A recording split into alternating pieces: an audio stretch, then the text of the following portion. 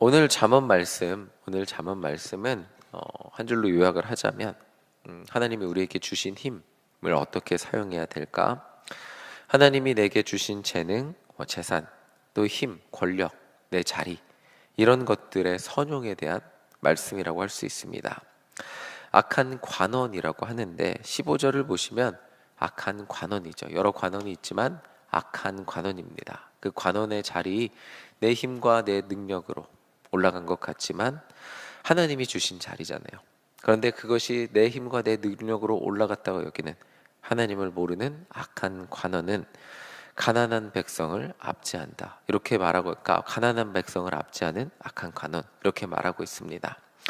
이런 관원은 부르짖는 사자와 줄인 곰 같다라고 말하고 있습니다.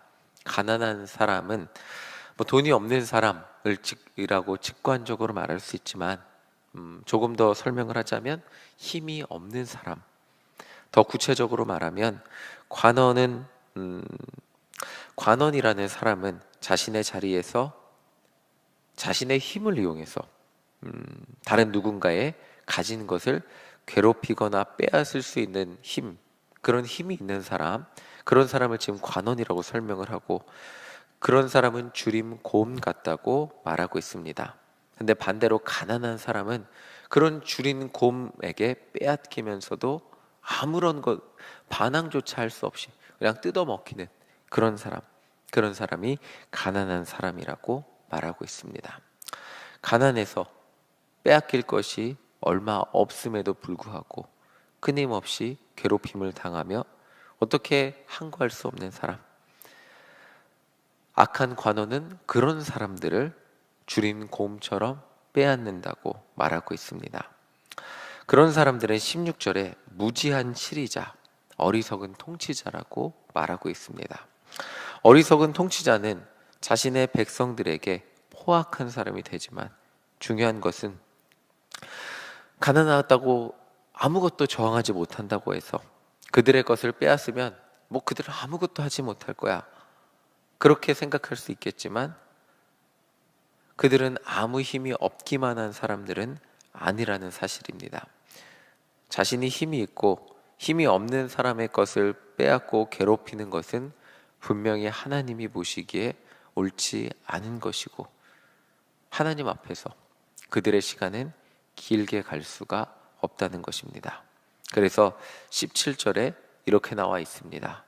자신의 힘을 가지고 다른 사람들에게 피를 흘리게 하는 사람, 그는 함정으로 달려가는 그런 사람과 같다고 말하고 있습니다. 자신의 힘을 가지고 온갖 포악한 일을 일삼으며 굶주린 곰처럼 힘이 없는 사람들의 것을 빼앗아 피를 흘리고 자신의 배를 채우는 자는 결국 정당하지 못한 방법으로 남의 것을 빼앗아 나의 것을 채우는 사람은 죽음의 함정으로 달려가는 자와 같다고 오늘 잠언 말씀은 우리에게 말해주고 있습니다.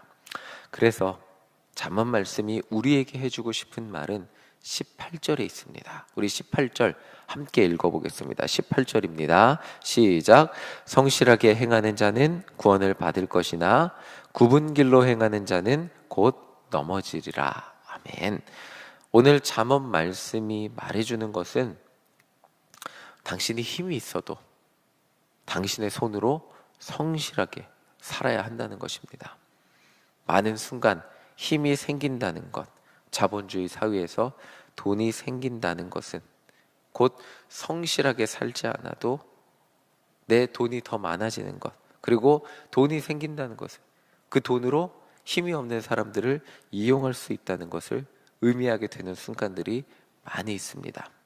그러나 그럼에도 불구하고 내가 많은 것을 가졌음에도 불구하고 여전히 하나님 앞에서 나도 한 사람으로서 성실하게 살아가는 것, 그렇게 살아야 한다고, 그것이 잠언 말씀이 우리에게 해주는 권면이라는 것입니다.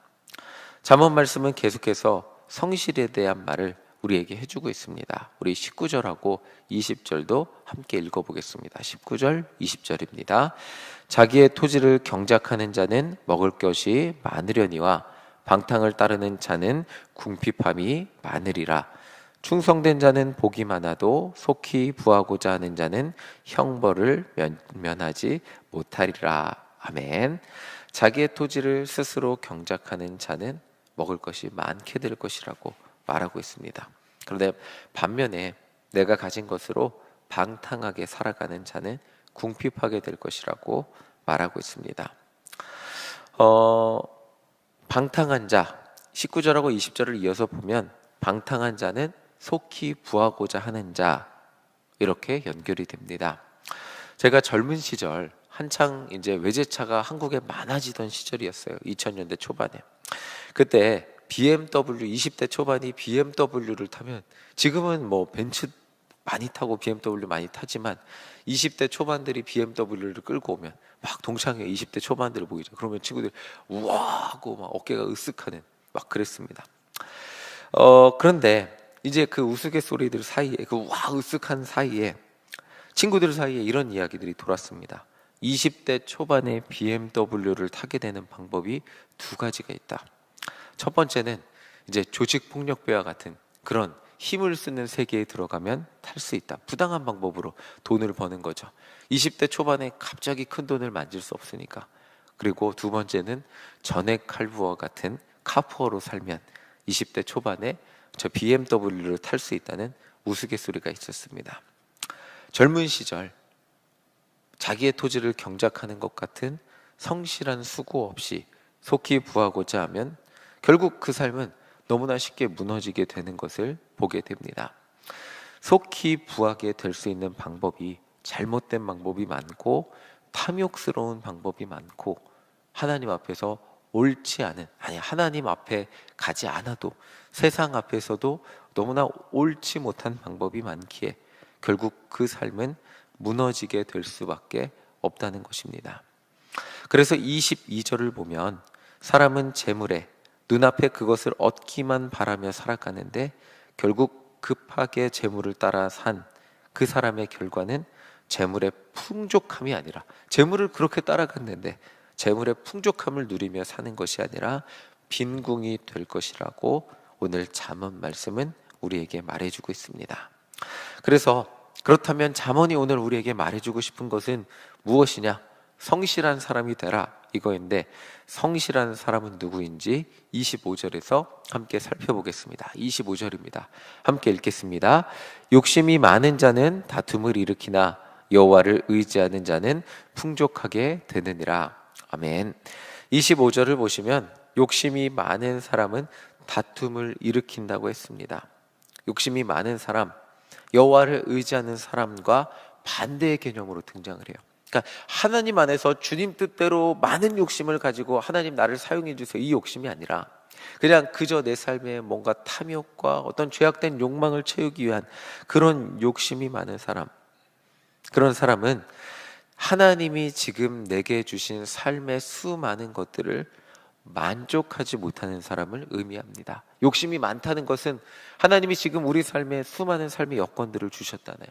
그것들에 만족하지 못하고 더 많은 것들을 내 삶에 채우기를 원하는 사람, 이 사람은 자신의 힘으로 다른 사람들이 가진 것을 탐하고 질투하기도 하고, 그렇게 다른 사람들이 가진 것을 정당한 방법이 아닌 다툼을 일으키며, 아까 자기가 가진 그 악한 관원처럼 힘이 없는 사람들, 내가 그것을 빼앗아도 나에게 반항할 수 없는 사람들, 그런 사람들의 것을 빼앗는 사람, 다툼을 일으키는 사람이 된다는 것입니다. 그러나 여호와를 의지하는 자, 하나님이 내 삶에 주신 것에 만족하며 사는 사람, 여호와를 의지하는 사람은 매일매일 하나님이 나에게 주신 그 일용할 양식으로 감사할 수 있는 사람, 그 사람이 여호와를 의지하는 사람이거든요. 그렇게 여호와를 의지하는 사람은 내게 없는 것에 집중하는 사람이 아니라 하나님이 내게 주신 것에 집중하는 사람입니다. 우리 27절 함께 읽어보겠습니다. 27절입니다. 가난한 자를 구제하는 자는 궁핍하지 아니하려니와 못 본 채 하는 자에게는 저주가 크리라. 아멘. 자, 오늘 살펴본 말씀 다 비슷한 개념들입니다. 가난한 백성을 압제하는 관원, 욕심이 많은 사람, 다 뭐죠? 남이 가진 것을 나를 위해 빼앗는 사람을 의미합니다. 자신의 배를 채우는 사람을 의미해요. 그런데 여호와를 경외하는 사람은 27절의 개념이 다르게 나와요. 하나님이 나에게 주신 것을 다른 이들에게 나누어 주는 사람을 의미합니다. 27절의 말씀처럼 가난한 사람을 구제하는 자, 그냥 마음이 착해서 남을 도와주는 그런 개념을 넘어서서 하나님이 내게 주신 것들을 하나님의 복으로 여기고 그것을 기꺼이 나누어 줄 수 있는 사람, 그것을 의미합니다. 그래서 오늘 잠언 말씀은 오히려 이렇게 말을 합니다. 가난한 자를 구제하는 사람, 내 도움이 필요한 사람. 우리에게 항상 재물이 가득한 것만 아니니까 하나님, 그런데 나에게 시간도 주셨고요, 나에게 건강도 주셨고요, 재능도 주셨고요, 수많은, 내가 어떤 것을 나누어 줄 수 있는 수많은 것들을 주셨는데, 그것들을 주셨음에도 불구하고 힘들고 어려운 사람, 내 도움이 필요한 사람들을 못 본 채 한 사람들, 그 사람들은, 빼앗고 삼키려고 하는 사람들은 저주가 크게 될 것이라고 말하고 있습니다. 그래서 오늘 말씀의 결론입니다. 28절 결론입니다. 우리 28절 함께 읽겠습니다. 악인이 일어나면 사람이 숨고 그가 멸망하면 의인이 많아지느니라. 아멘.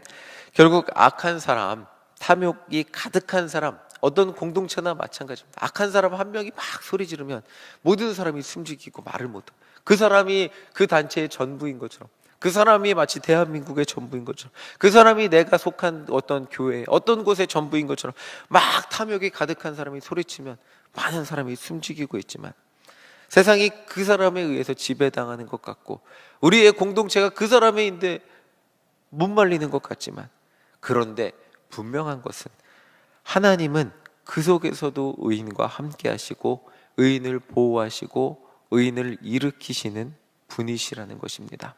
그리고 결국 그렇게 큰 소리치며 자기의 힘을 과신하던 사람이 무너지는 순간, 여호와를 경외하는 그 의인들을 통해서 세상이 복된 곳이 되게 하는 것이 하나님의 뜻이고 하나님의 세계 경영이라는 것입니다.